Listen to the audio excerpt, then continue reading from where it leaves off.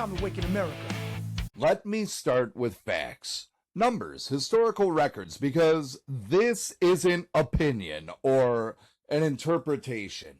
This is documented history that's been deliberately hidden from you. The Arab slave trade began in the 7th century with the rise of Islam and continued into the 20th century. That's over 1,300 years of systematic slavery.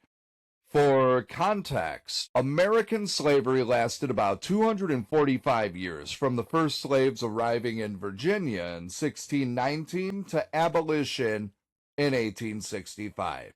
The numbers are staggering. Conservative estimates put the total number of Africans enslaved by Arabs at 17 million. Some historians estimate it was closer to 20 million or higher. This doesn't even include the millions of Europeans, Asians, and other peoples who were enslaved by Islamic empires over the centuries. Pair that to the Atlantic slave trade, which transported approximately 12.5 million Africans to the Americas, with only about 10.7 million surviving the journey. Of those, only about 388,000 came to what would become the United States. So the Arab slave trade was larger, lasted longer, and affected more people than the Atlantic slave trade. But you wouldn't know that from American education or the media, would you? Now let's talk about the roots. The Arab slave trade operated through multiple channels simultaneously. The trans-Saharan route moved slaves from sub-Saharan Africa across the Sahara Desert to North Africa and the Middle East. This route alone is estimated to have trafficked 9 to 10 million people over the centuries. The journey was so brutal that mortality rates during transport were as high as 50%.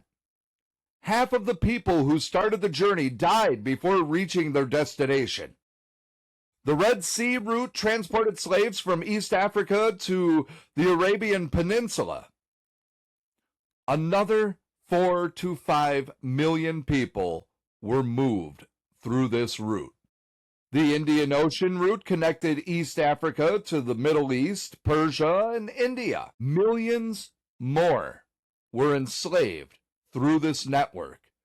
Unlike the Atlantic slave trade, which was eventually abolished and condemned, the Arab slave trade continued openly well into the 1900s. Saudi Arabia didn't officially abolish slavery until 1962.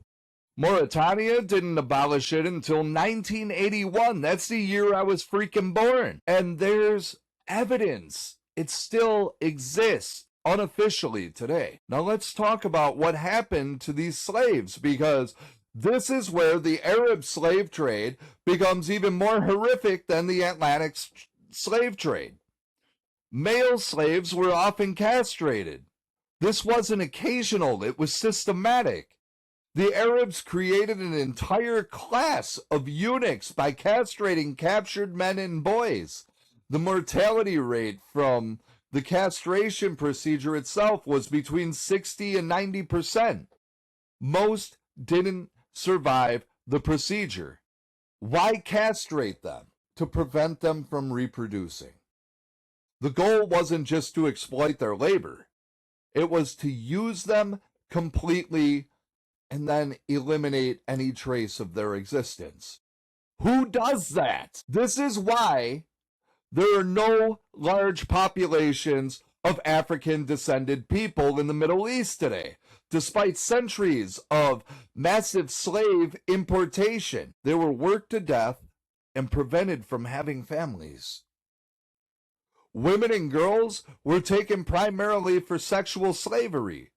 Harems across the Islamic world were stocked with captured women. There were concubines forced into sexual servitude. Some became mothers of children who would be raised as Muslims, but the women themselves remained property. Children born to slave women often had a slightly better status than their mothers, but they were still subject to the slave system.